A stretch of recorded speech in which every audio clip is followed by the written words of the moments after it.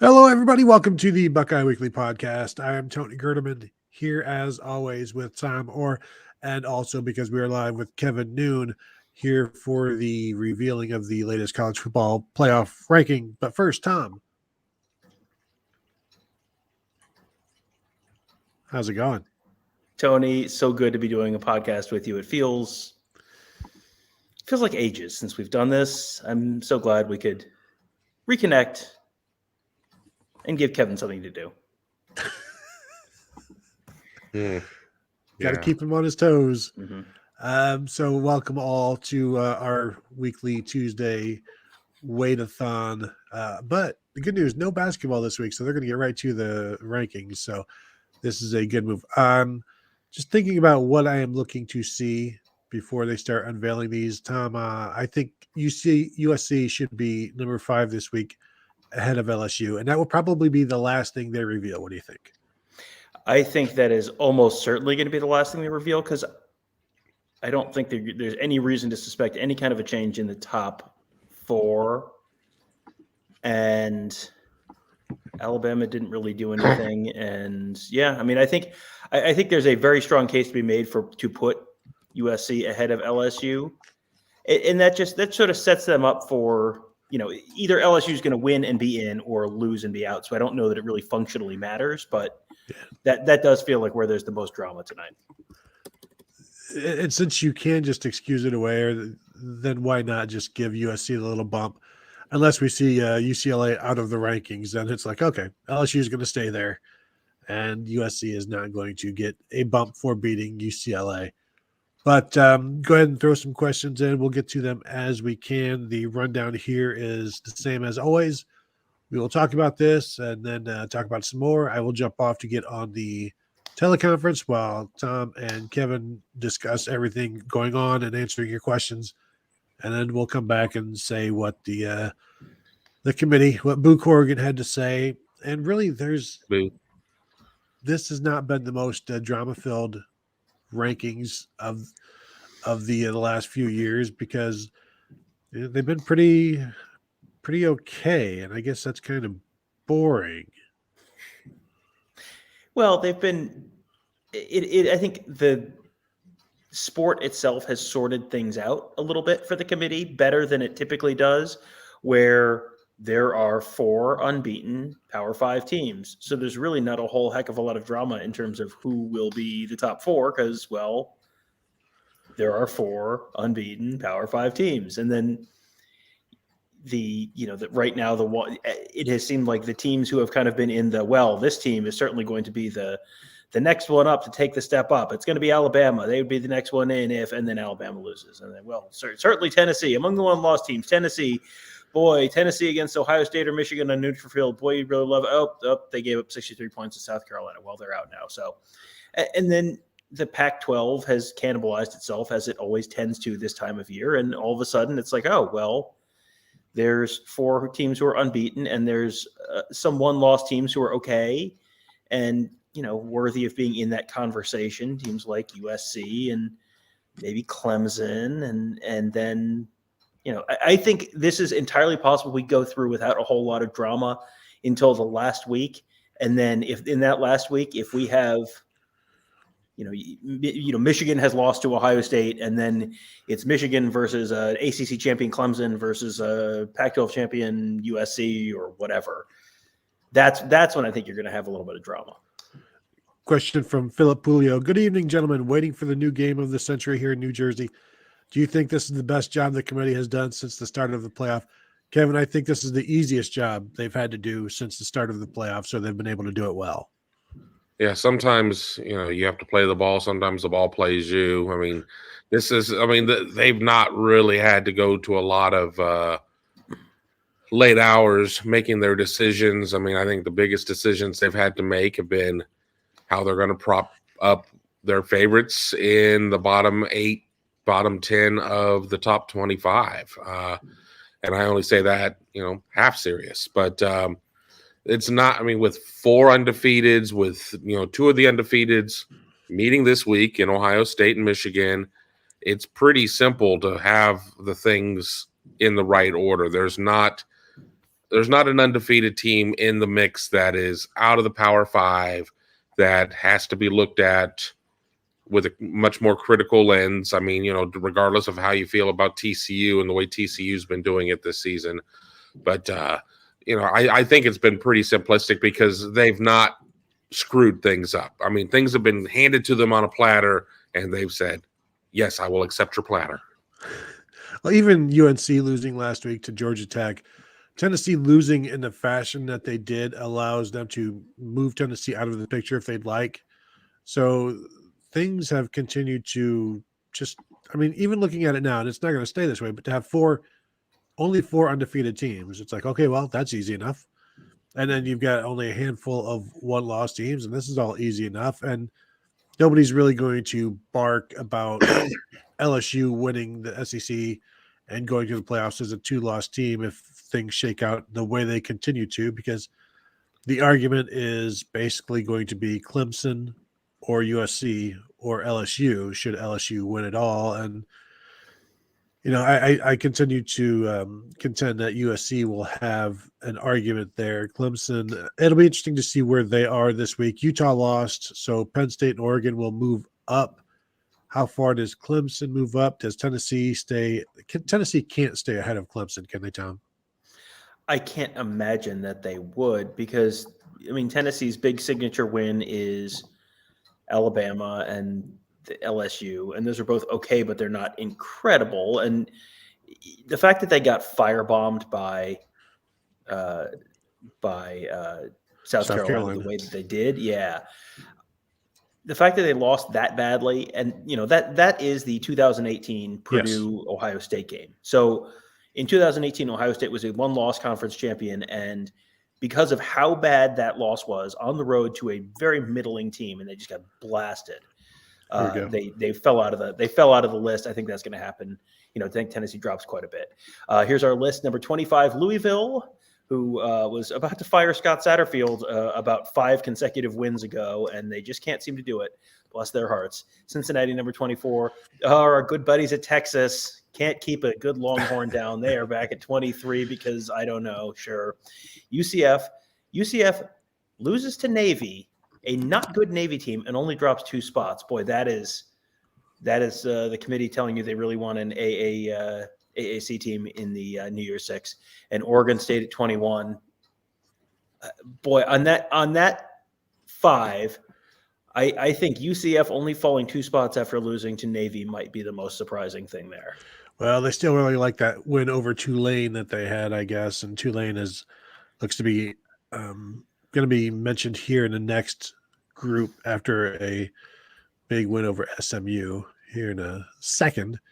But it's to that point in the season where you've got 4 lost teams in there after 11 games. I guess that's going to happen, and you can't keep Texas out there for too long. Maybe even a 7-5 Texas at 25 next week. Here we go. Here's the next group. Ole Miss loses. They were down 42-6 to Arkansas, and they only dropped 6 spots, which seems generous. They're number 20. Tulane, number 19. UCLA drops 2 spots after losing a very, very, very close 48-45 game against USC, which seems okay. North Carolina drops 4 after losing to Georgia Tech, and Florida State moves up 3. The ACC continues to get am I off base here, or is the ACC getting a crazy amount of respect from the committee? It's like they're trying to hide them in the middle of the rankings, where it's like nobody will notice because they're waiting. They're looking at the bottom and they're looking at the top. We can go ahead and sneak some ACC teams in there, but when you only have like a couple of decent teams and they're beating all of the bad teams, the records are such. It's like, well, you can't blame the records. Notre Dame, number 15, they move up 3 spots. That's good for Ohio State. Number 14, Utah, they fall 4 spots. Number 13, Washington, they're up 4 spots. Number 12, K-State, they are up 3 spots. Number 11, Penn State, holding steady, number 11. So now Ohio State has wins over number 11 and number 15. So that's Oregon jumps Penn State here because Penn State didn't move up and Oregon was below them. So that's why Penn State isn't going anywhere. And yeah, I mean, Penn State beat Rutgers, but Penn State beat Rutgers pretty thoroughly. They did. Oregon played? Oregon played Utah. And beat Utah. I'm surprised Utah fell 4 spots. Well, I mean, it was a 20-17 loss at Oregon. They got punished as much as what North Carolina did. Yeah, and North Carolina did that against Georgia Tech. Georgia Tech, yeah, that's a little excessive, but I find some real, Tony. They start from scratch every week, so I think that's also probably about Kansas State and Washington winning and getting them righted, I guess. Kansas State beating West Virginia by 17. Mm-hmm. As we wait for Oregon at 10, I bet. Yeah, Oregon at 10, because let's see, you've got who's left? You got Oregon, Clemson, USC, Alabama, Tennessee. Will it be Oregon or Tennessee at 10? I'm gonna say it's Oregon because Tennessee will be number 9. Oh no, number 10, Tennessee. There you go. Yeah, down 5 spots. And I think the thing that's going to hurt Tennessee more than, as much as the loss, which we were talking about a second ago, and how if you get smoked like that, it's functionally disqualifying, is the loss of Hendon Hooker also. Yeah. If that was if they had lost Hendon Hooker in the first quarter of that game and he was coming back, they probably don't get dinged that badly. But the fact that they lost him, that was not the reason they lost, but now also he's out for the season. That's going to really hurt Tennessee, I think. That's going to give Iowa a good win in the bowl game. You're assuming that they don't win the Big Ten, sir. Correct. So this will be Oregon, I'm guessing, or probably Oregon. They're not going to drop Alabama a spot. After they shut out Austin Peay? I don't think so. Yeah. Number 9, Oregon. There it is. And now we find out if Alabama or Clemson is rated higher. Clemson beat Miami 40-10. So both teams with an FCS win last week. Yes. That was good job, everybody. Well, and Clemson ahead of or behind Alabama is going to be really interesting because it feels like you're shaping up for, if Clemson wins out, Clemson versus the Ohio State Michigan loser as potentially that conversation piece for that last spot. And if you see Clemson as number 8, that's probably very good news for whoever loses Ohio State Michigan. But with the ACC teams sneaking in where they have, well, there you go. Number 8 Clemson. Yeah, there you go. Number 8 Clemson. So that'll be number 7 Alabama. Number 6. Yeah, and then it's number 6 versus number 5, like you were saying, USC and LSU.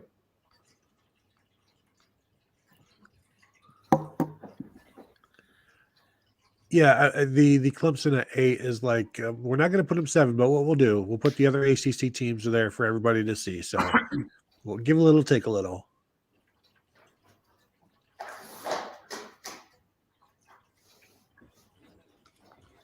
USC has to be ahead of Alabama. I'm just saying. I mean, you would think, but I don't know. Alabama. It's hard to. It's true. It's Bama. It will be asked about. I will ask about it. They'll do this. Really found a way to milk this show out as long as possible. It's even worse when it's on mute, and you're like, I wonder if they're just sitting at the desks silently, like we are. Do you think they're talking about us? I bet they are.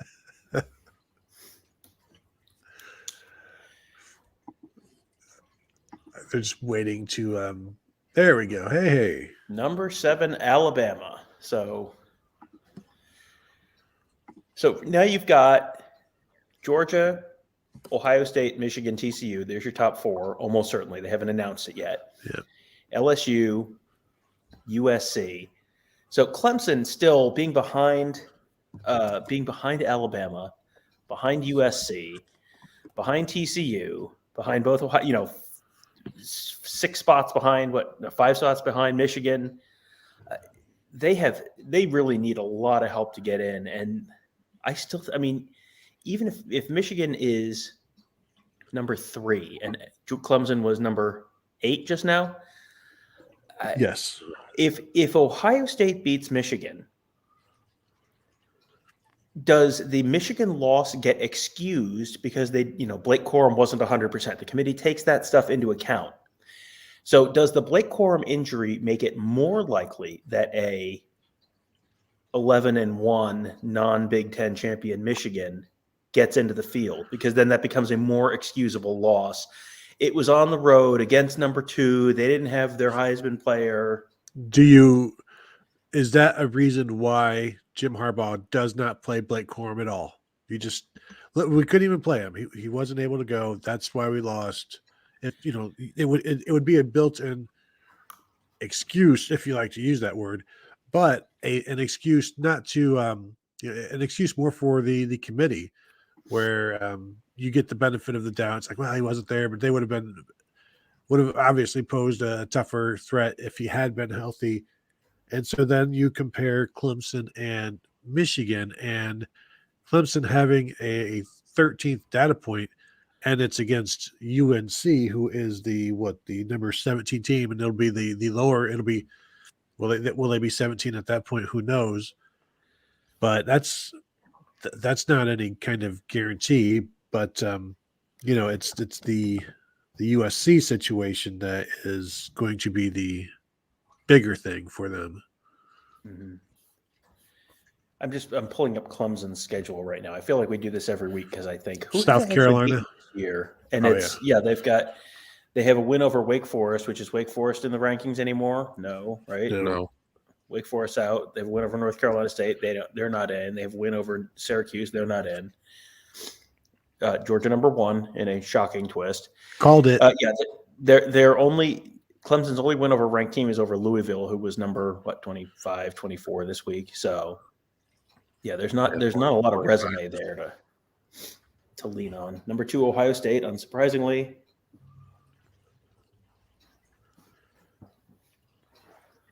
TCU had just as close a win as Michigan, so it's not like they've done anything to jump Michigan.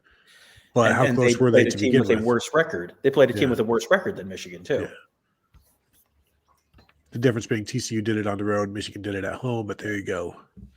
Michigan number 3, so TCU will be number 4 again. And then we will go to commercial for 5 and 6. I'm out of here. So yeah, top 4 remains unchanged yet again this week. Georgia, Ohio State, Michigan, TCU. 5 will be LSU, I'm guessing, at this point still. Yeah, and I saw a question about how a 2-loss LSU could be ahead of a 1-loss USC. And if LSU has a win over Tennessee, LSU has a win over Alabama. So that's two wins that are top 10 wins, and USC has beaten UCLA. Obviously, they just beat them. Utah. And then they beat Utah. Yeah, but so those are 2 kind of top 15 wins. But they have Notre Dame this week. They have Notre Dame this week, and then they would probably have Oregon. Probably like the Pac-12. The other half of that Pac-12 is not settled yet. But if you beat Notre Dame, you beat Oregon to wrap things up.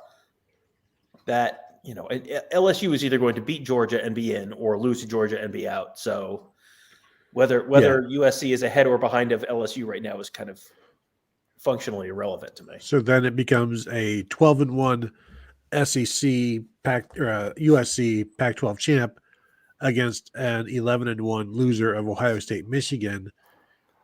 And even with the way that USC, with the finish that USC has, that's going to be tough for, I think, either Ohio State or Michigan to get over, because USC would have a win over Notre Dame, just like Ohio State. Mm-hmm. Michigan has really nothing to go on, to argue for here if they lose. So it's like the question then would become a one-loss Ohio State versus a one-loss USC, and it's they're not all that different in terms of those are offensive teams.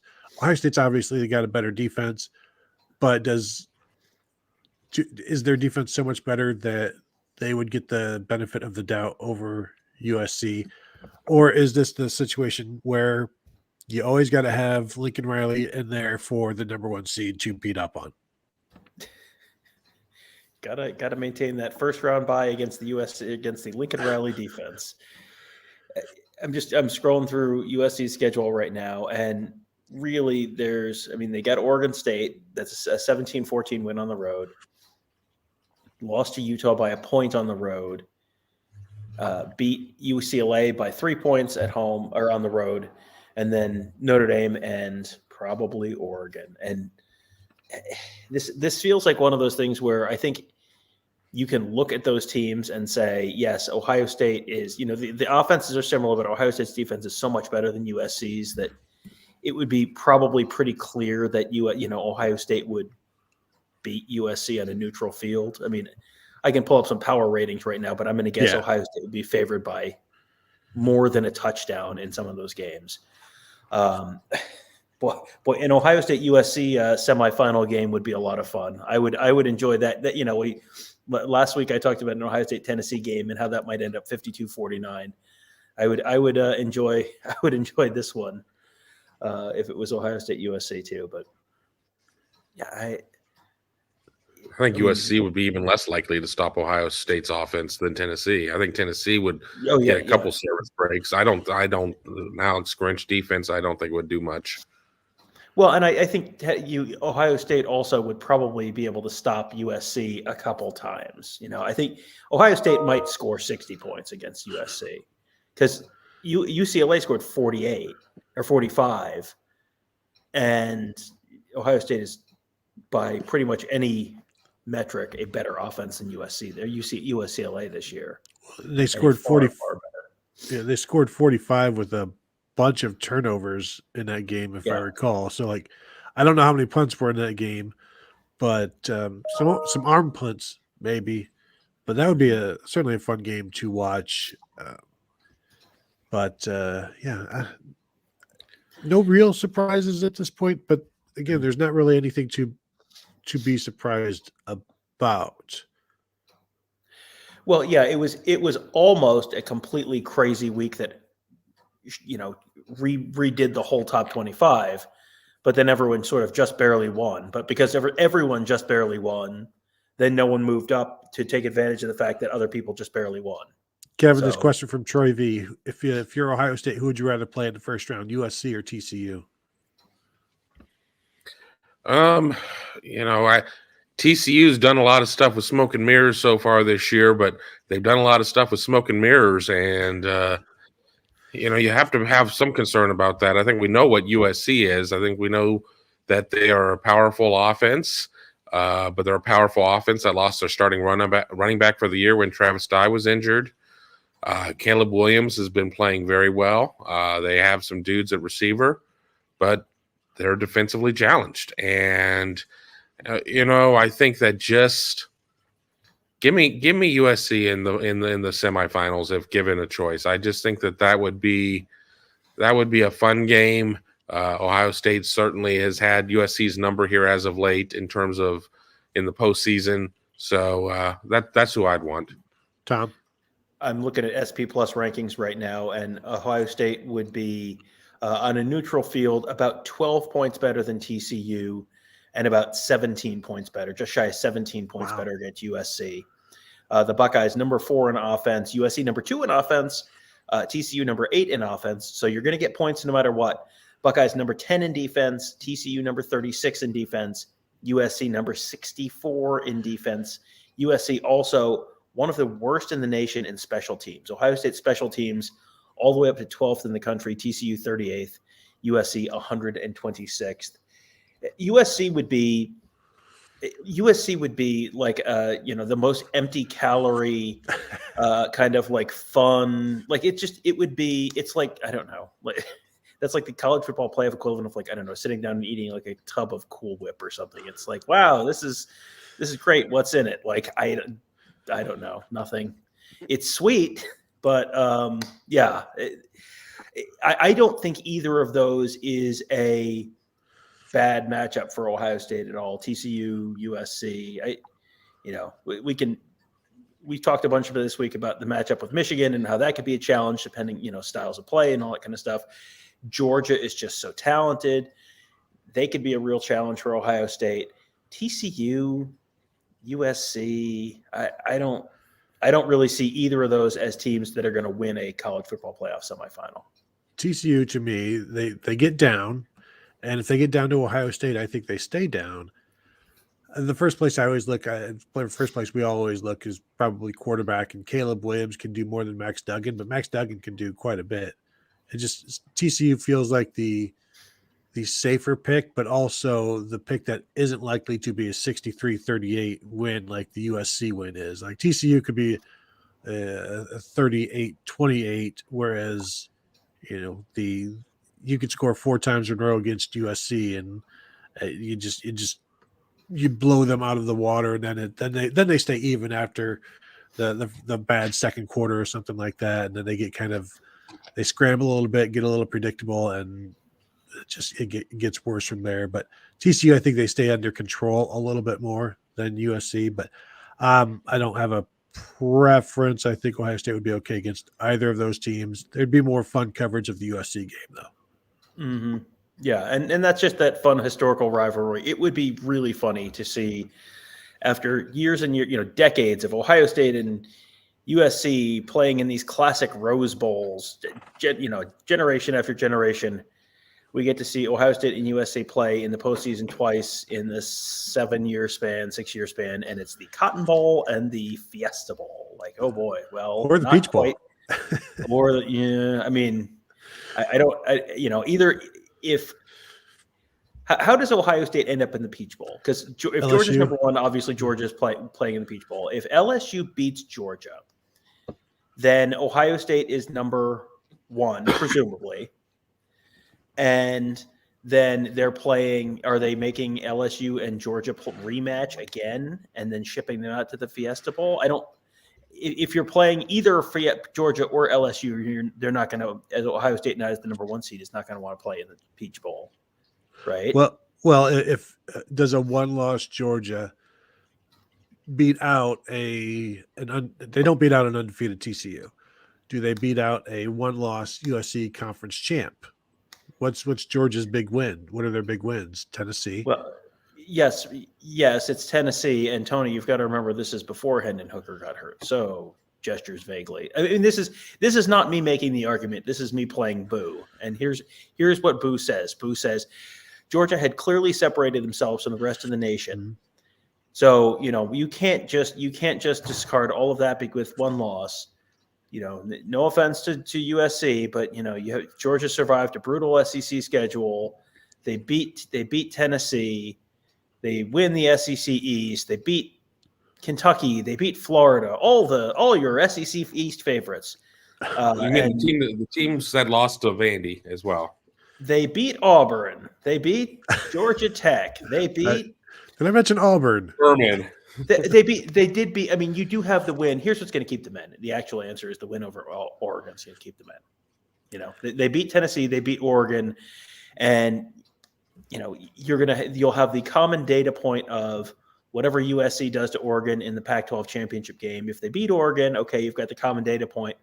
Well, you got to remember these are 2 neutral site games, Tony, and Georgia beat them 49-6, and USC beat them, I don't know, 950 to 873 because it's and to us, to the committee, that 49-6 really stands out. I think it would be much better for the sport of college football to have one SEC team, one Big Ten team, one Big 12 team, one Pac-12 team in that scenario.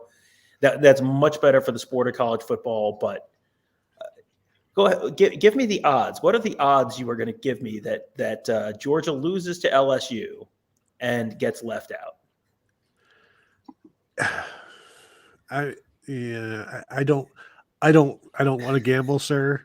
To quote the guy at the dog track in the first ever episode of The Simpsons, 9 to 1. Well, I think if USC can get a 59-0, then I like my odds. So all you need is an Alex Grinch defense to pitch a shutout. Now that you put it that way. What if, I mean, there's a big difference between Georgia losing by like 7 and Georgia losing by 28 in a game where it doesn't look competitive, where it loses a player or two, for whatever reason. I mean, I know now we're really just trying to pick little bits and pieces out of the air to make it possible. But, I don't know. I mean, what if it's a close game and what if they just said, well, congratulations on your SEC title, LSU, enjoy the Sugar Bowl. Well, USC's lone loss is by 1 point at Utah. And Georgia's one loss would be by more points to whomever, LSU. If they truly reset every single week and they look at Georgia and they look at USC, Georgia with a 16-6 win at Kentucky just this past week, what have they done to maintain their position once they have lost? And I say maintain their position, maintain a spot in the top 4, and leaving USC out when USC, again, a lone loss by 1 point against the number 14 team right now this week. Well, Tony, they don't just look at losses. They also look at wins, and they want to look at quality of wins. And there was nothing in USC's body of work that was anywhere close to Georgia beating Oregon 49-6. Here's USC's good wins right now. Ranked wins. 3 points, 17-14 at Oregon State. Mm-hmm. They lost by 1 at Utah. They won by 3 at UCLA. And then it's Notre Dame at home or probably Oregon in the Pac-12 championship game. So what do they do? Do they beat Notre Dame by 28 points, or do they beat Notre Dame by 2 points in this scenario? Well, let's do Georgia's wins. And do they beat Oregon by 28 points, or do they beat Oregon by 3 points in this scenario? Because that makes a difference. I don't think you need to go compare just the one Oregon win when you have USC would have like 5 or 6 ranked wins, and Georgia would have. You've got the Tennessee win. That's a ranked win. And you've got the Oregon. You've got 2 ranked wins. Mm-hmm. Yes, but Tony, it's a brutal SEC schedule. You've got to remember. Well, if it was so brutal, rank the dang teams. Rank them. Put them in your rankings. They've tried, and these teams won't hold their rankings because they keep losing because it's so brutal. They also beat Tennessee by, it was 27-13, but it was 27-6. And, I mean, that. So Kent State is better than Tennessee is what you're saying. Well, I mean, I'm not saying they're not better than Tennessee. And got to remember also they had a 48-7 win over South Carolina, who just beat Tennessee. So, Tony, you tell me, is that a quality win? They value wins. USC will have more quality wins, more wins over ranked opponents by double, apparently, than Georgia will. So if they keep Georgia in after a loss, this loss that we're speculating about that is not going to happen. What if it does? Although if we're saying, let's be very clear about that. Yes. If I'm the one throwing dirt on and I'm burying Georgia, then I shouldn't say that LSU can't beat them. LSU's done some pretty incredulous things. I don't want to say incredible, but we haven't necessarily expected them to do this based on the way they started and how terrible they looked. And, I remember tweeting early on, Brian Kelly has a culture problem, just watching the way his players would just quit on him and wouldn't, extend plays, and they wouldn't give their all early on, but they've bounced back. If you can you beat Kentucky 16-6, and who knows how badly they'll beat Georgia Tech, but this is not a flawless Georgia team, and I think LSU could certainly give them some trouble, but which which would just be bad. It wouldn't just be trouble for Georgia. It would be trouble for every single team still trying to get into the playoffs. Yeah, I mean, that would be if LSU beats Georgia, that's bad news for the Ohio State Michigan winner or loser. It's bad news for TCU. It's bad news for USC. It's bad news for Clemson. It's bad news for everyone. If that, it's like March Madness conference tournaments where you've got the one team, the number 1 seed in some mid-major league is playing the number 6 seed, and it's a one-bid league unless the 1 seed, and then you've got all the teams on the bubble sitting there hoping and praying that the 1 seed handles business. That's basically what the SEC championship game is, because there's no way they're putting a 3-loss SEC runner-up LSU in. No. So, that game could be 63-62 in 5 overtimes, or it could be 6-4 and, an incredible defensive. It doesn't matter. Like if LSU loses, they're not in, and LSU wins. I think, this is one of those. Georgia getting left out in that scenario is exactly even with SEC champion gets left out. I will have to see that with my very eyes at noon on Selection Sunday before I believe there is even a 1% chance that happens. I don't think the committee will do that. I'm not saying I think that's right. I'm just saying that's what I expect to happen. Comment here from M. Goboski. I think Michigan beats everyone except Georgia and Ohio State.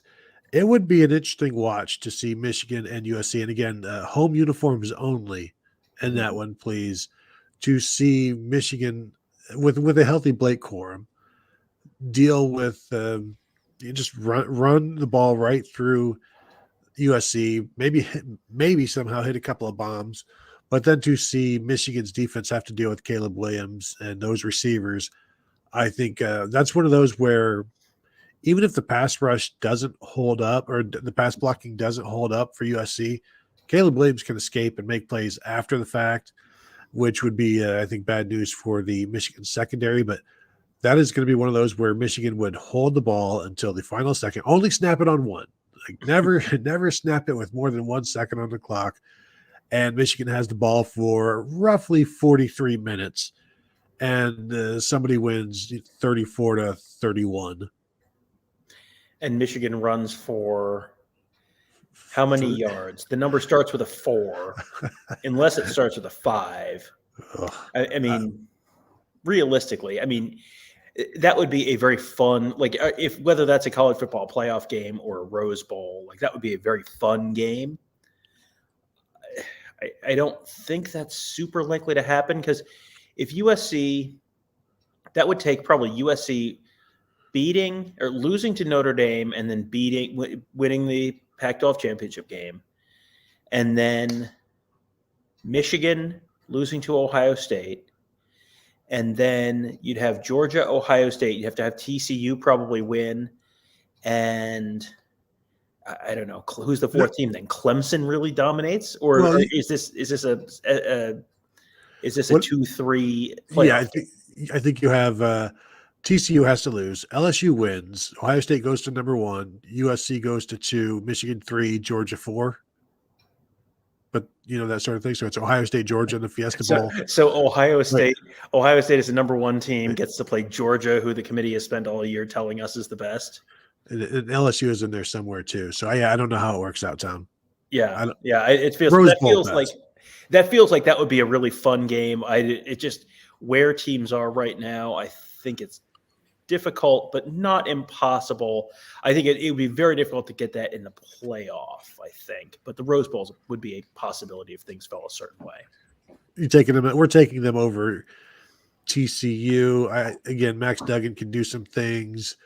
If you get down to Michigan, that is the worst place to be, because they can just continue to run the ball on you. The defense gets better. They hit some shots, and it's – if you get down 20-13, it could be 27-13, and then it just stays that way until the fourth quarter when they add on the 34th point. And what was a 7-point game is now a 21-point game, and it's over. Mm-hmm. What I think is let's game out something. Just absolute chaos. So what is absolute chaos? I mean, it's the Ohio State Michigan winner loses to Iowa or Purdue or whoever in the Big Ten championship game. TCU loses, USC loses, Clemson loses to North Carolina. At that point, LSU beats Georgia. So at that point, you've got, does the Ohio State Michigan win? That's like you've got, at that point, you have no number 1 seed. You might not have a number 2 seed. You've got like 3 number 3 seeds and 4 number 4 seeds. Like, what happens there? I think the winner of Michigan Ohio State still gets in, even if they lose the Big Ten championship game, because you have to have 4 teams in the playoffs. Alabama might start to get some, hey, look at us at that point. And yeah, that's one where you need like the diagram. You need the TV that you can touch, and you get all this touch screen stuff. You're going to bring this into the giant screen, that sort of thing. But I will let you guys talk about that. I'm going to jump off right now and get onto this teleconference. All right.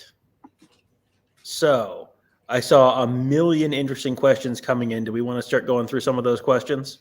Yeah, I haven't marked all of them. I've had to run around and do a couple things in the living room. I normally do this up in the office. Here, I can go through and pull some because I knew there were some that I liked.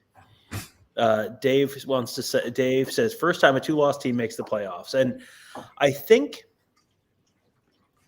LSU, if they win, yes. I don't think there's anyone else that's a 2-loss team that's getting in. I mean, for Alabama to get in, it would take essentially the scenario laid out earlier where chaos, Ohio State loses to Michigan, and then Michigan loses to Purdue, and USC loses, and TCU loses, and it would be total chaos at that point. A 2-loss Oregon team, maybe if they win, they could theoretically get in if they win the Civil War this weekend and they beat USC, and you have a complete, at that point, they probably jump Alabama because they're only 2 spots behind Alabama right now. Alabama's playing Auburn, which is not a good team this year.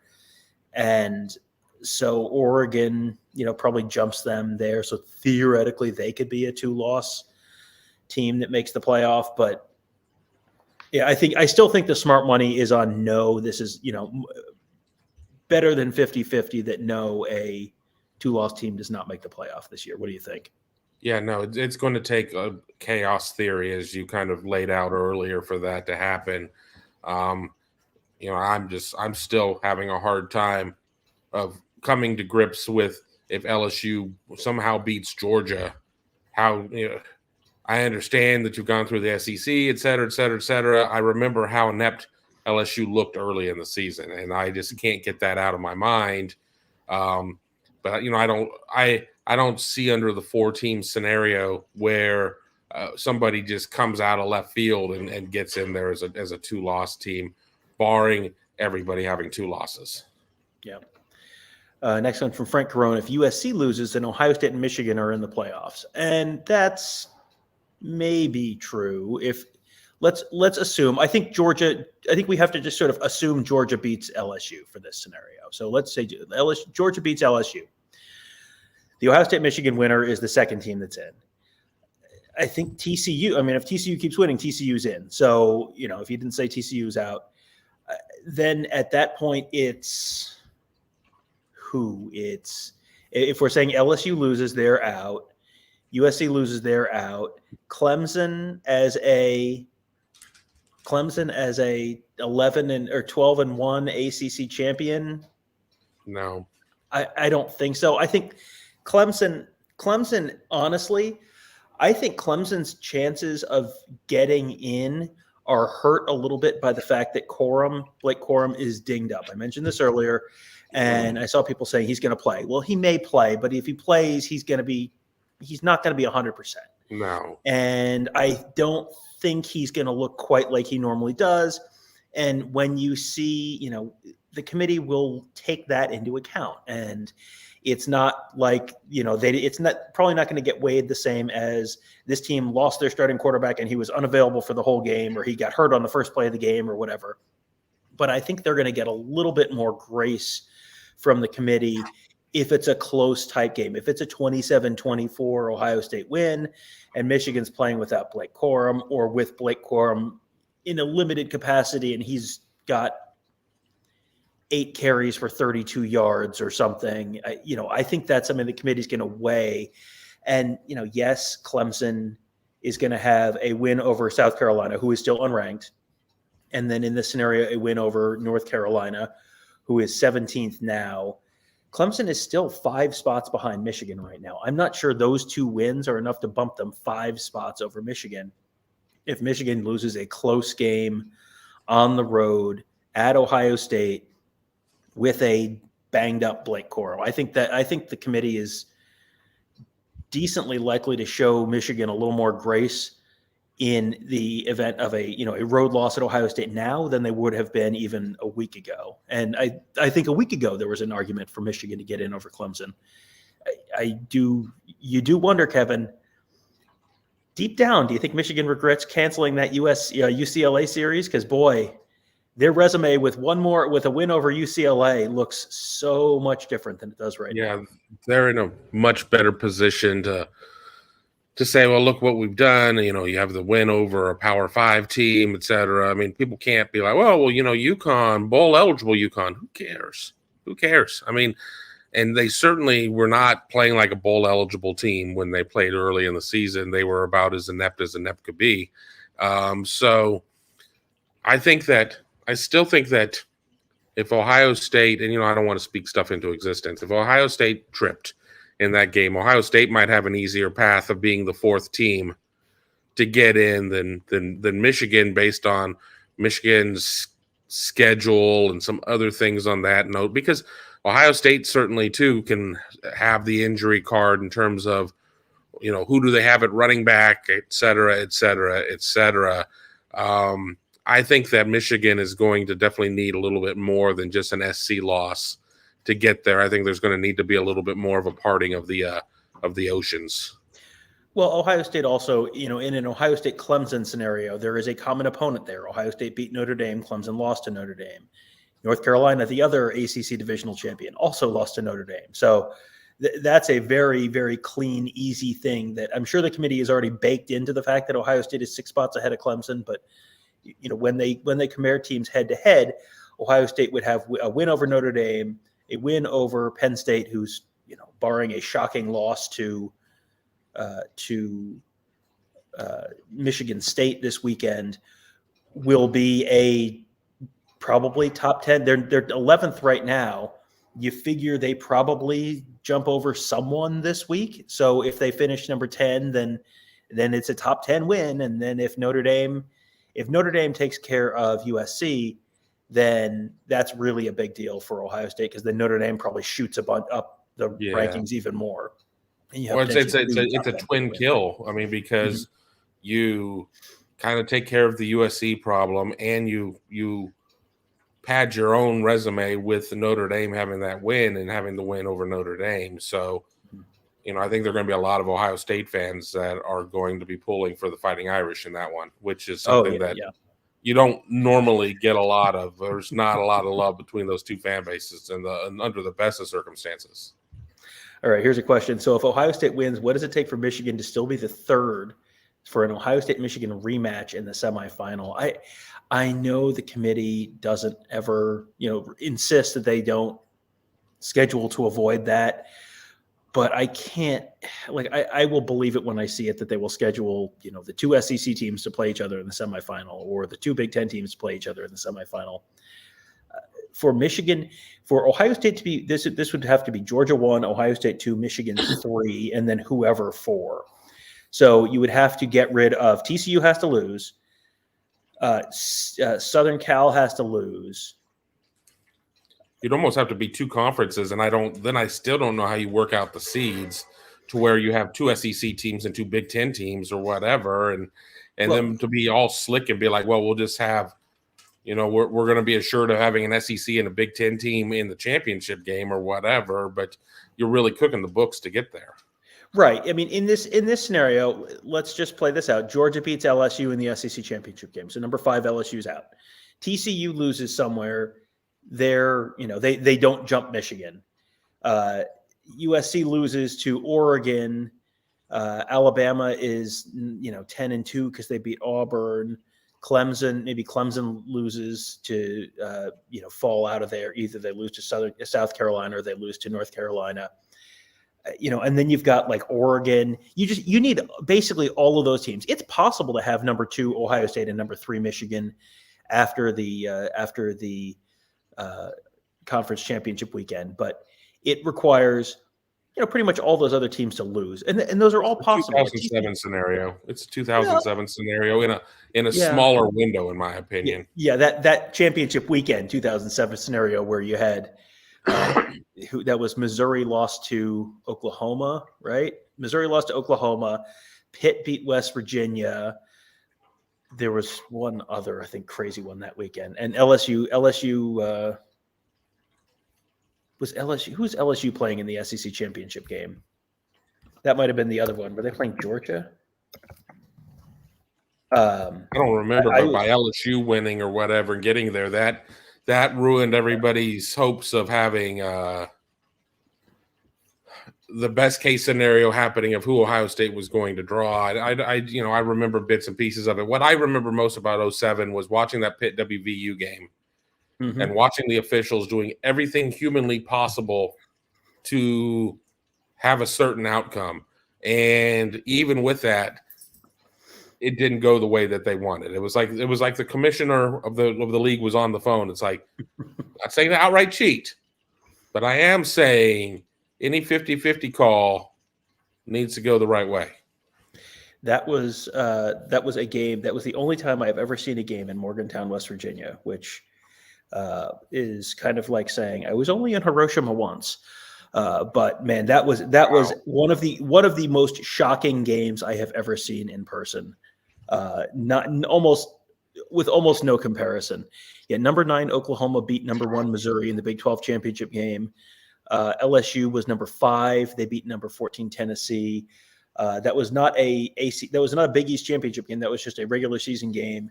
West Virginia and Pitt, and they lost. Yeah, that was a wild game. All right, so let's get back to the present. Dave wants to know: does everyone wear their home colors in all playoff New Year's 6 games? It is the higher ranked team wears its home uniforms. The lower ranked team wears their road jerseys. No one, they don't. The only teams that really do the home and home jersey thing is UCLA, USC. I don't know why more people don't do that, but they don't. Craig says, Michigan fan here. Mood in Ann Arbor is kind of bleak. Believing Corum, if he plays, won't be 100%. Little coming out of players to get a read. I like listening to these guys. Respectful, insightful, no trash. Well, not now that Tony's here. That's true. Kevin, we were up there. We were in Ann Arbor yesterday for all the Michigan press conferences. I don't know. Is bleak the word you would describe? I don't know that it was more, I don't know, complacent. It was, Ohio State wasn't angry. We were there for all the interviews with the players and the coaches with both teams the last 48 hours. Ohio State wasn't angry. What word would you describe? Give me one word for Michigan's, the air around Michigan's interviews, and the one word for the air around the Woody Hayes today. I don't know. I'll start with Ohio State. I think that they were a little salty. There were a lot of talks. I mean, they followed Ryan Day's cues, talking about the scars that the loss left and, everything else. So there was a little bit of piss and vinegar in their systems with how they were viewing this. I mean, it wasn't anger or anything else, but it's like, they were much more mission driven. I think there was a lot more of I guess I'm trying to find the right word. It's just the happy warriors, et cetera, from Jim Harbaugh. Just a lot of it seeming like, we're here and we're going to go out there. We're going to see how how things go is kind of how it felt. I mean, and that's not necessarily paraphrasing the words of anybody, but that's just kind of what it felt like. It just kind of felt like it's like, well, here we go. I mean, we're going to go out there and hopefully we all have a good time, and hopefully we're the team left standing. Darby says, speak for yourself. Ann Arbor is a bleak. I think Michigan wins and Corum is playing. He was medically cleared. I promise he is not sitting out this game. I think I would be very surprised if he sat out. And that's not the information that we're sort of getting, is that not that he's out, but it's more that it's, he's not going to be 100%, and how close to 100% is he going to be? And, and Blake Corum at 80%, what makes Blake Corum so effective is the shiftiness and the ability to change direction. And, how much of that is compromised by the injury? Because and the leg drive, if you look at him pushing piles all season long, and it's like, boy, if he can do that against Ohio State, well, if the leg drive is compromised because of the knee injury, that changes. If you're not pushing piles for an extra 2 yards and you're not able to cut, you're playing, but how effective are you? And if Blake Corum all year long, we've said, what makes him so dangerous is the fact that he just constantly gets 4, 5, 6 yards every time he carries the ball. If all of a sudden that's not there and you're getting 2 or 3, that really changes the game a little bit. And there's the JJ McCarthy thing, and I saw someone at one point saying that they think Harbaugh was basically holding JJ McCarthy back, and that's something that Darby said that as well. Yeah, which is silly to me, because that is a dangerous long con to be like, well, don't be so accurate now. We're gonna hold it all for the Ohio State game. Is it? I thought he was talking about in the run game. The way Urban Meyer used to hold. I just got it was going to be a different JJ McCarthy or something like that, and I don't know how that's necessarily going to happen. Well, there it is. There's Darby's comment. I think Harbaugh's playing games today. They're going to see a whole different JJ than they have seen this month. Corum will play. Edwards will play. Morris will play. I think Edwards will play. I think Corum probably will play. I mean, but a whole different JJ in what way? A whole different JJ McCarthy in that he's running the ball 15 times, 18 times. Yeah, I could see that. I don't think there's been a long con where he's doing like the verbal like, look at me, I can't throw the ball downfield. Look at me, I can't throw the ball downfield. And then Ryan Gage drops his coffee cup and it explodes on the floor as JJ McCarthy goes and gets in the car, and it is revealed that he has been Kaiser Soze all along. That's I don't think that's going to be what happens, but you could have. I fully expect him to do the old Urban Meyer thing with JT Barrett, where JT Barrett would run the ball 3 times against Rutgers and 4 times against Maryland and 3 times against Indiana and then 21 against Penn State. That I could see where, okay, if Blake Corum is not 100% and you need to lean on JJ McCarthy in the run game more, I could absolutely see that being something where it's a whole different JJ McCarthy. And then the question is, how does Ohio State account for that quarterback run game? Because they've done it sometimes okay and sometimes not so okay this year. And that was something that Jim Knowles was asked about today during the interviews too. You see, I don't take the comment that way, because it doesn't say anything about running. And honestly, the criticisms of JJ have not been about his running. It's been about his, anything that's somewhat downfield. And I just don't know how, it's just how the expectations are going on the road, having your first career start against Ohio State, and that suddenly everything is going to work when last week you were at home against Illinois and you were still overthrowing receivers. You were still having a lot of the same issues. Yes, I agree. They could run JJ a lot more. And mobile quarterbacks are an issue. I mean, it's like, oh, does Ohio State have issues with mobile quarterbacks? No, everybody has problems with mobile quarterbacks. It's just what it is. But I think that any belief that JJ is going to put it together, that we're going to have the most wonderful practice ever, or it's, again, like the craziest long con that's ever gone on, where they've come dangerously close against Illinois of letting that one get away from them. I just don't buy it. And we've seen what happens when you get a running back out there that's healthy enough to suit up and go through and run but not be able to do what makes them special. And that was Trevion Henderson in the first half against Maryland. And I think there's a lot of issues of where Blake Corum could be in a similar situation of where, yeah, that's great. I mean, Blake Corum turns 3-yard runs into 6-yard runs, 6-yard runs into 12-yard runs, and 10-yard runs into 45-yard runs. If he doesn't have some of those things that are there, and those 2 and 3 yard runs stay 2 and 3 yard runs, they're going to be in for a long day. I haven't really talked to anybody about Edwards at this point. I mean, I've heard a lot of people saying they expect him to go. Color me skeptical until I see it with my own eyes. Both these teams are going to be coming in pretty dinged up, and it'll just be interesting to see what's going on. And as I had said on another show, and we've done so many this week that they all run together, Ohio State certainly is more used to dealing with reassembling all the pieces and trying to get the best 22 out there week in and week out. It has been a difficult season for Ohio State when it comes to injuries, and that's not to say that Michigan hasn't dealt with them. But if you look at just the crux of the Michigan offense, and it's Corum, and if they don't have a full Corum, what are you going to do at that point? Yeah, if CJ Stokes has the most carries of anyone on Michigan on Saturday, they're probably losing by multiple scores. I think that's probably safe to say. I don't know that I think that that's going to be the case. Tony Gerdeman back. Before we have to answer a question about another chaos theory or another chaos scenario with a bunch of teams all losing, Tony here to bring in the sanity from Boo. Tony, what was the most interesting before we get to that? Ohio University 13, Bowling Green 7, PAT pending for the Bobcats. MAC East title on the line. Tony, did Boo talk about the MAC East? I'm guessing he did not.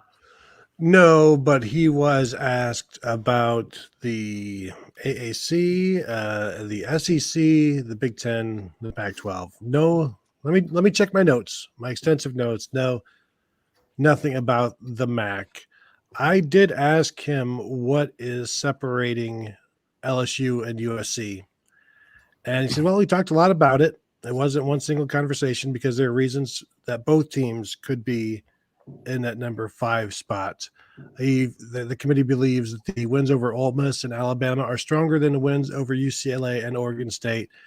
And you'll be surprised to find out they still have concerns about the USC defense." Why? And, well, let me just follow up with that. Somebody then asked, well, so what would you need to see from the USC defense? And then also, what do you think of Clemson's offense? But Boo said, when you see USC playing a 48-45 game, you're looking for a stronger performance from the defense. They'd like to see like one dominant performance. Yes. And not just defense, but they want to see some good defense, and they would like to see some dominance. They haven't seen that from USC. So they're not going to see that the rest of the season. So that's not a great sign. If it's one of these things where, you know how you look for stuff, you can find it like, if you're trying to parse something, there's definitely some stuff to parse. When you're looking for USC to play dominant defense, you're not even being fair at that point. You're not even like, you're just saying, no, you can't play in our reindeer games. In terms of what they see from Clemson, it's like, oh, Will Shipley's a good player. That was about. So they've had their ups and downs, but Will Shipley, pretty good. If all things considered. I like the fact it's good that they remind you constantly that they watch the games, because otherwise you'd think, did you just watch the commercials? Did the playoff commercials? Is that all you watched? Yeah, tremendous insight. Thank you very much. Yeah, as far as USC's defense, I am go post game just reading this comment here. If healthy Michigan would destroy USC's defense, it would be complete mismatch in the trenches. I mean, yeah, they would. Michigan would score touchdowns every single time. They would run for 500 yards. I don't know if they would. It would be interesting to see USC's passing offense against, and I mean just the Caleb Williams offense on the whole against that Michigan defense, because that is a way that Michigan has not been tested yet. They will get tested by a differently explosive offense this Saturday, but that I would love to see that Michigan USC that matchup, whether in the playoff or in the Rose Bowl. Reddit called in, college football Reddit called in and said, how much weight does the committee give to Hendon Hooker's injury when they ranked Tennessee? And Boo was like, well, it was 49-31 when he left the game. He fumbled when he got hurt, and South Carolina punched it in to make it 56-31. So the injury wasn't something that drove them to a different conclusion. That whether he was there or not, they still would have put them number 10. And I see no reason not to after being beaten like that one. There was the first question. It was about Clemson, and it wasn't from our buddy Matt Connolly, but it was, hey, Boo, I'm trying to get my head around LSU being ahead of Clemson. So already we're off to a bad start. Well, have you watched the season? So he's like, how much do they consider common opponents when they consider those two teams? And does the committee still see the NC State win as a quality win? And that part of the question was never answered because Boo Corrigan said, we're looking for growth during the course of the season. They've seen that from LSU. They've continued to play well and improve. Clemson, they're 6-1 against teams over 500, and that matters. But the Notre Dame loss in South Bend is the way they lost it is just, it's been impossible for them to ignore because that was the one, and this is just me editorializing, like when that's your big test, when that's your big statement game and the statement doesn't go your way, then that's your statement. And so that's where they are right now with Clemson. Yeah, and Clemson's only ranked win right now is over Florida State, unless I'm missing something. Oh, Florida State and Louisville. They've got 2 wins over. So, okay, Florida State and Louisville. So those are 2 teams ranked, like 20th or below or around 20th. Lost to Notre Dame by 3 touchdowns in a game that was not. It was not one of those like, oh, closer than the score indicated. No, like that was. They got their butts whooped. And LSU's schedule. Like, yeah, you can frame it around the common opponent of Florida State. That was week 1. It was a missed extra point. They had, they got walloped by Tennessee, but they were missing their left tackle and left guard in that game. They have a win over Ole Miss, who's okay, but not anything special. But the win against Alabama is better than anything that Clemson has. And frankly, the Ole Miss win is probably still better than anything that Clemson has. So, and again, this is all in a completely academic conversation because if Clemson wins out and LSU loses to Georgia, then Clemson's going to be ahead of LSU. And if LSU beats Georgia, Clemson can have, God himself come down, and the committee's still going to rank LSU ahead of Clemson. So, yeah, I think this is one of these, purely academic conversations right now. But the fact that the rankings are LSU 5, Clemson 8, that tells me that the committee doesn't think it's even particularly close there. Yeah, you've got two lost SEC teams ahead of Clemson in there. So good luck with that one. The question was, how much conversation or debate is there about TCU over Michigan or even Ohio State? Our guy Boo says there's conversation every week. The first thing they do is look at, who is 1 through 4 and making sure they're looking at the previous week's games and looking at offense and defense and the balance of each team. TCU is 8-0 this season against teams over 500. Committee likes that. They like their ability to come back in games. That's been noted. But when you compare it to Ohio State and Michigan, they don't have to come back in games, which is why they are ahead of TCU at this point, and that's why you should be. Because go back to the 2014 season of Florida State, where they just had to come back time and time and again, and then they get to the playoffs and they get blown out, and it's like, well, they probably shouldn't have been in the playoffs, but who else was there at that point? And so you have to take those close wins and those comeback wins. Close wins are one thing, comeback wins are another, and they have constantly had to come back, and they did it again this past week in the final second. So that's why they are 4 and everybody else is 2 and 3. Some interesting comments in here. It's an interesting conversation about the confidence level around Michigan right now in our comment section. And it looks like Michigan fans talking to Michigan fans. And Darby says, I think Michigan wins this game. They put OSU in anyway because they want to see a rematch. Someone responded that, the Michigan folks are too confident based on last year. Mm-hmm. And Darby says, I think it's not that. This Michigan team is better than last year. JJ is better than Cade. Does anyone think that this year's Michigan team is better than last year's Michigan team? Because I go, yes, JJ McCarthy is better than Cade McNamara. The offensive line is, the same or better. On the defensive side of the ball, I think there's been, not having the David Ajabo, Aiden Hutchinson, the drop off from Dax Hill to Mike Sainer still in that nickel spot. That feels to me like there are spots where they're better, but the wide receivers they've got Ronnie Bell back this year, but are the wide receivers substantially better? No. The running backs in their current form with Corum and Edwards both banged up. I don't think this Michigan team is, if these two Michigan teams play head to head, it's going to be like a Service Academy game. It's going to finish 13-10. But I think this Michigan team is a touchdown worse than last year's. Am I wrong there? No, I'm with you there. The pass rush is it's different last year compared to this year, and while Mike Sainer still is really, really good, losing Dax Hill is a loss. And Hassan Haskins took them to the playoffs last year, and they had Blake Corum as well last year. And Blake Corum is better than he was last year. Probably he's better than Hassan Haskins, but those two guys were pretty good last year. Cade McNamara, I don't even want to say Cade McNamara is better than J.J. McCarthy because we have done so much talking about they need to go to J.J. McCarthy over Cade McNamara. But it feels like J.J. McCarthy is just being played with he's more restricted than Cade McNamara was. Like they trusted McNamara more than they trust J.J. McCarthy right now. And that's kind of holding them back, but they're doing what they see in practice in terms of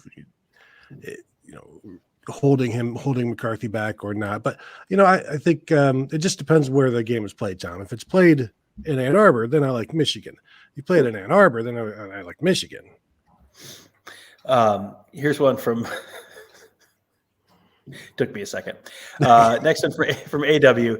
Is CJ hurt? CJ Stroud. He did not talk to the media today. We were talking about the fact on the field that people, we were on the indoor.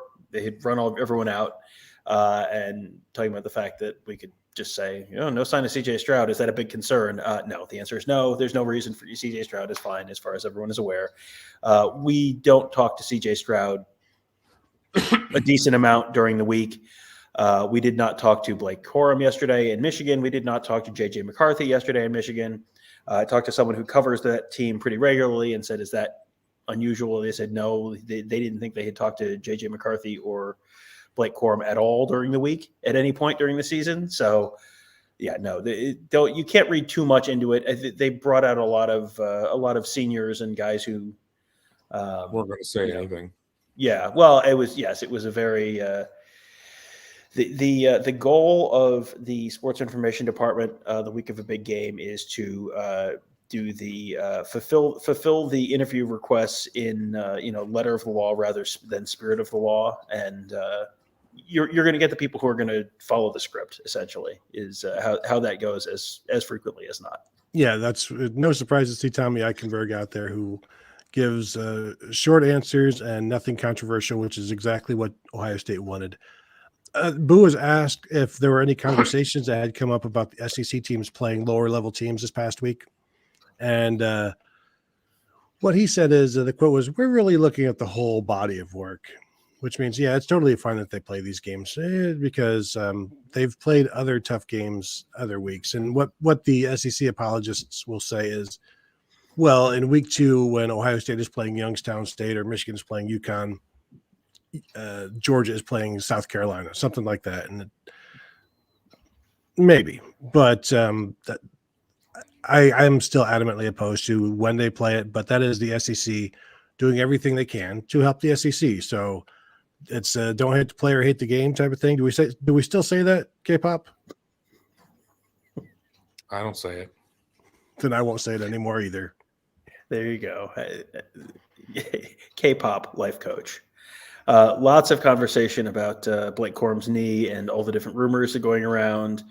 It is, yes, there are many rumors. There is, bone bruise versus ACL versus whatever. Yes, that's fine. If we put Sue in timeout for one of her comments. Oh wow. Let's see. Lots of questions about what does it truly mean to be cleared to play. Kevin with the best question of the night. If you flipped over to the OU Bowling Green game with me, who is ordering a yummy canned bacon off the commercial where it was one of those as seen on TV commercials where they essentially put a you droop. Can we order you a mute button off TV, Kevin? I'm gonna jump off for a little bit. I'll be right back. Okay. Yes, it was the yummy canned bacon was a product. One of those things you didn't know you needed until you saw it. You have it's like kind of a divider, like a plus sign shaped divider, and you droop the bacon over it, and then it microwaves it, and that drips the grease down, and then you take it off, and you have delicious bacon to serve your family. And the smiling lady in the commercials told me I had it muted, but her smile told me it must be delicious bacon. So, and then you know what you do with the grease? You profit. But yeah, I was seeing that. I was like, oh, that's like right up there with the wheel in terms of inventions. Yes. Just going through here. Boy, lots of medical diagnoses on knees, bone bruises. I've had people DMing me with rumors, asking about rumors. There are so many rumors at this point. Like anything in the anatomy of the knee has been rumored at this point. And yes, I still go back to the fact that I think he was hurt before or banged up before that game. And that's why you saw, or during that game, that's why you saw CJ Stokes out there in the first quarter and second quarter, because he was already hobbled. And it was not this huge, crazy hit on his knee or anything like that. It looks bad initially, but then you watch the replays and it's just like a glancing blow. And he might have done something before there was even any hit to it, if there even was much of a hit to it. Sue's wondering what she did. You know what you did. Scroll back to your comments. Look at the source you cited earlier, madam. Scott wants to know if Michigan loses, they can't make the playoff, right, because of the non-conference. I mean, the non-conference is certainly going to hold them back. That's undoubtedly going to hold them back. If they had a win over UCLA instead of a win over Hawaii or Colorado State, whichever one they replaced them with, okay, that would be a very different thing. But you are also going to get to a certain point where it's Georgia, Ohio State. You know, if in this scenario, Michigan has lost, Georgia, Ohio State. If TCU loses and USC loses and Georgia beats LSU, Georgia, Ohio State. I mean, you can throw Clemson in there if you want to. You are contractually obligated to have 4 teams in the playoff. Like there are plenty of scenarios where Michigan at 11-1 would still get in. You know, it would be a fun exercise. And we can't do it now because again, we need the big giant TV screen. Let's find a way to get Penn State in the playoffs. You know, so they have. They were number 11 last week, and they were like the only team from 5 to about 25 that didn't move. Like that tells me the committee, like there's nothing the Penn State can really do. Yeah. I mean, you're just like, no, you're good right there. Like, because the third team and the third place team in the division can't jump 2 other teams. And right. Yeah. Maybe one, but even then I don't think so. And you know, if Kansas State beats TCU, Kansas State will jump Penn State. Tennessee, you know, Penn State over, unless Tennessee loses to Vanderbilt, Penn State's not going to jump Tennessee.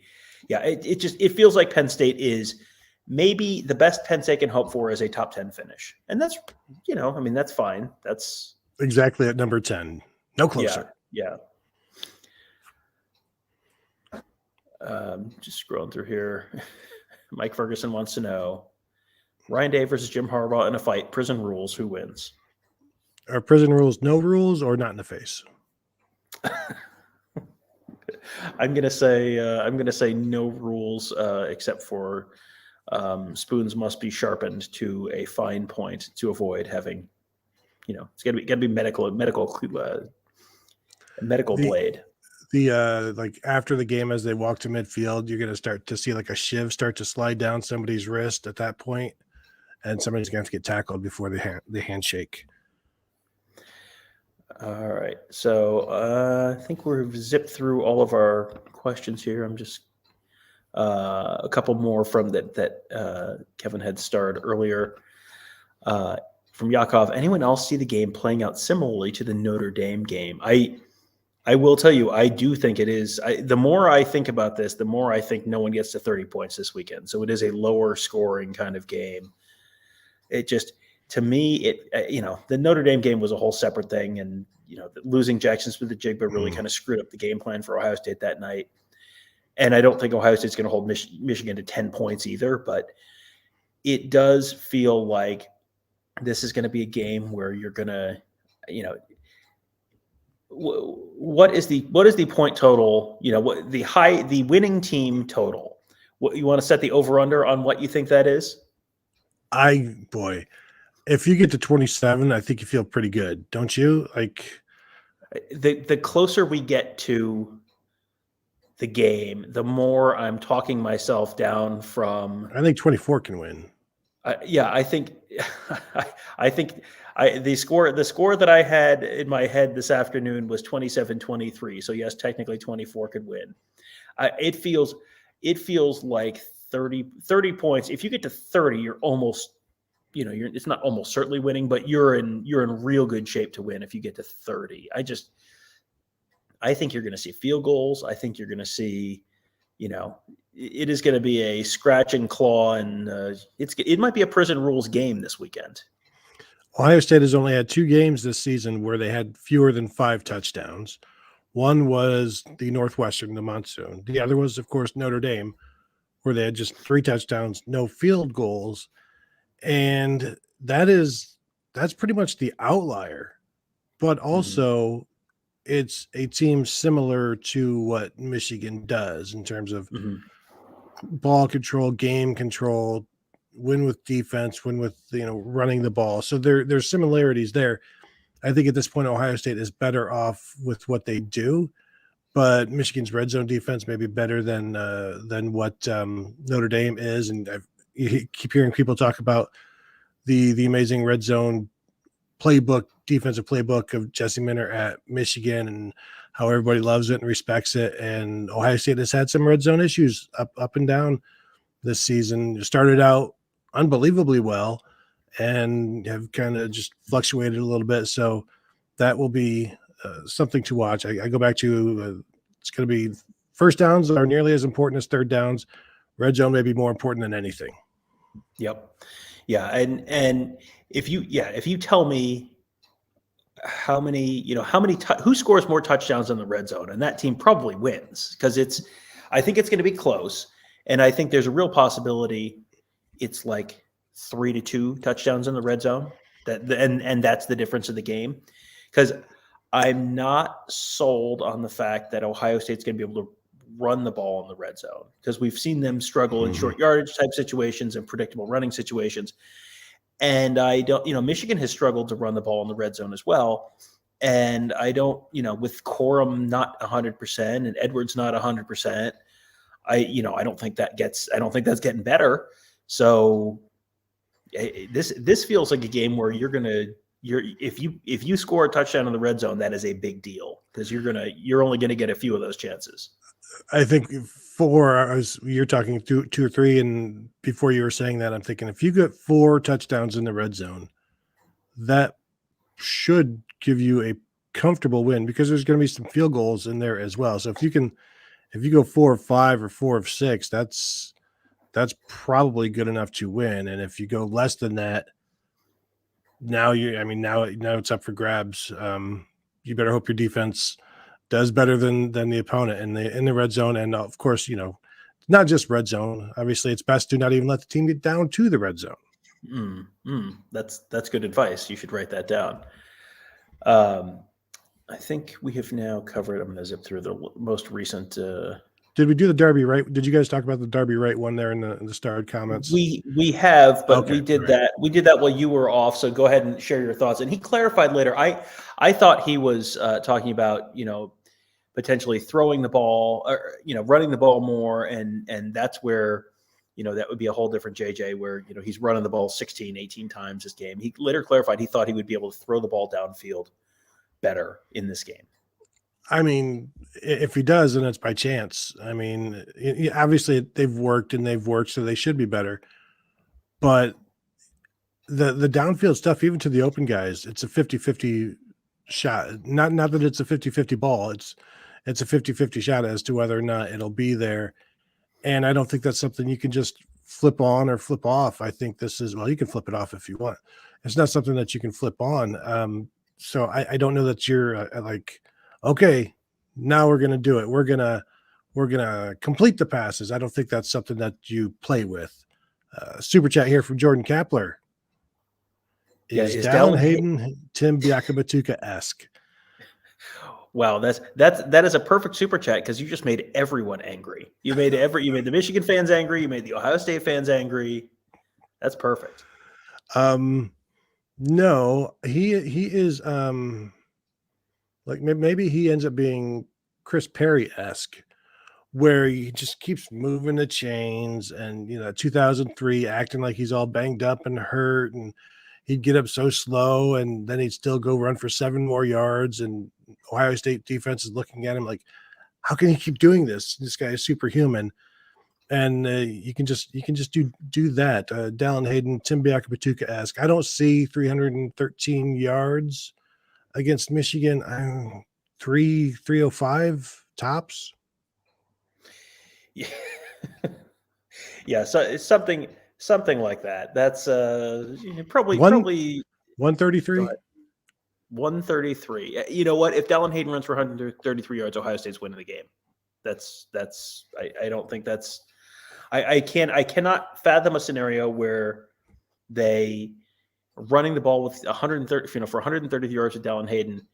If you're running the ball that effectively, you're going to be able to run it in the red zone, almost certainly, right? Mm-hmm. I mean, and then if you can run the ball that well, then that opens up the passing game, and then you're able to throw the ball. I mean, that if Dallin Hayden runs for 133 yards, Ohio State's probably winning by 17 points. I don't think Dallin Hayden's running for 133 yards, but we'll see. Unless there's a 65-yarder in there that gets it down to like the 10 that they can't punch in, and his 24 other carries go for 67 yards, something like that, where it's. We call that the 1999 Jonathan Wells, where he had a 70-something yard run that got tackled inside the 5, and then they got stuffed, and then they missed the field goal, and it was like, oh yes, it's the 1999 Buckeyes. I see. Sue says, Tom, you don't think our passing attack will be effective? I think the passing attack will move the ball. I think we have seen them over the last couple of years move the ball between the 20s, and then sometimes if they can't run, it bogs down in the red zone. You've seen that against a lot of better competition over the last 2 years. They did that last year at Nebraska. They did that a bunch. They kicked a bunch of field goals against Penn State last year. They went for it a bunch and didn't get it on 4th down against Oregon a bunch last year. You saw that some against Michigan last year. You saw that some this year against when have we seen a bunch of field goals kicked this year, Tony? Penn State, I think they kicked a couple field goals in the first half. It just you see them.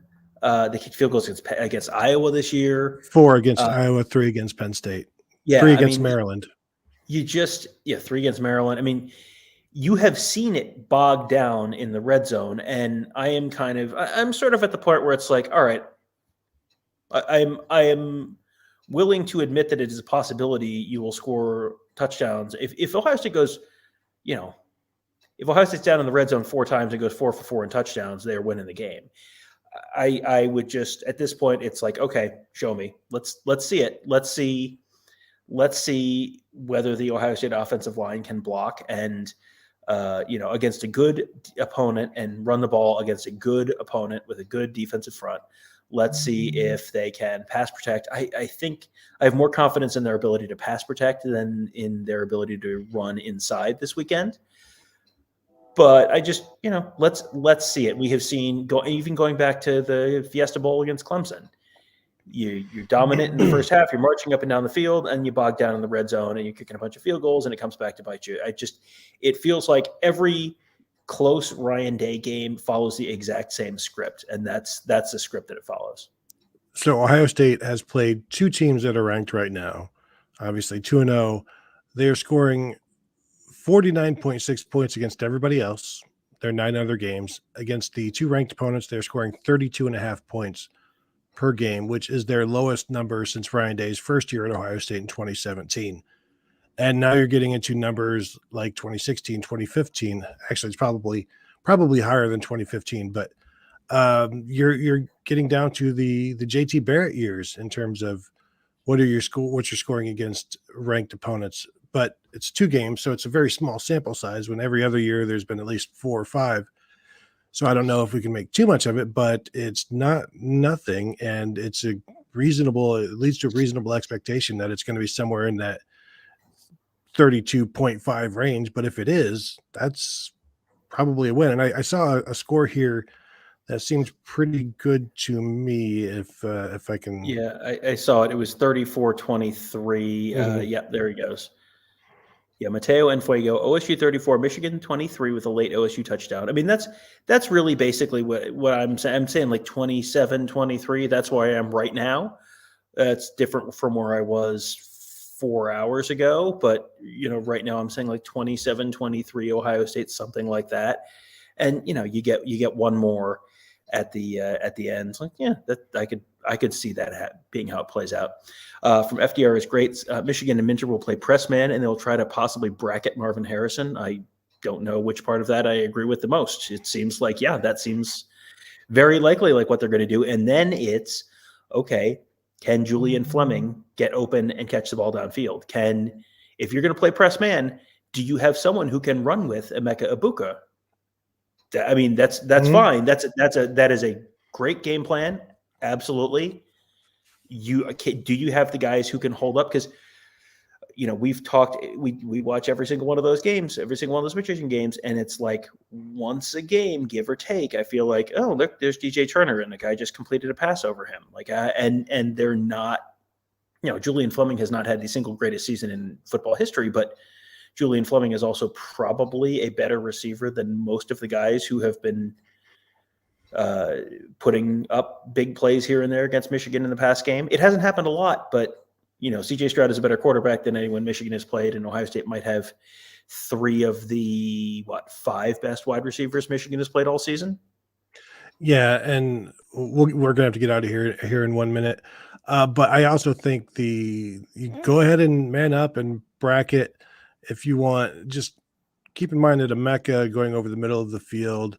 If you remove a safety, they've got the mesh and up, basically the drag and up that has been effective for them this year. And you don't want to be chasing Emeka Ibuka if you don't have to be, and they're going to have to with Mike Sainer still in that slot, most likely. Or you know what?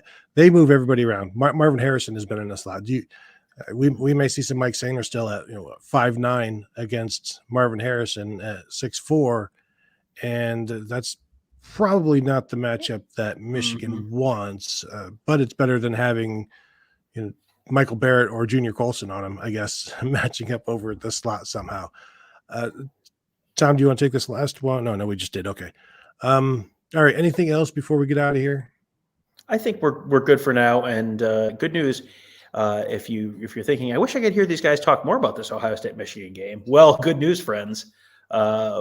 Tony, how many more shows do we have this week coming up on the Buckeye Weekly podcast feed? I believe 6 over the something like that. 5 Yeah, or 6.